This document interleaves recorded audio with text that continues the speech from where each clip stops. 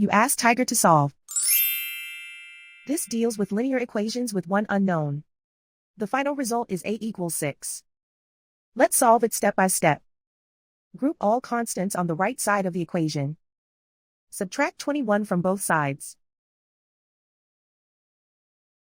Simplify the arithmetic.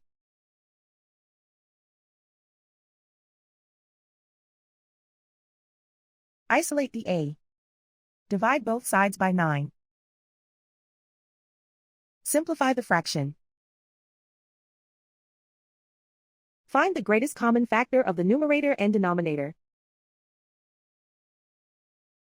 Factor out and cancel the greatest common factor. And so the final result is a equals 6.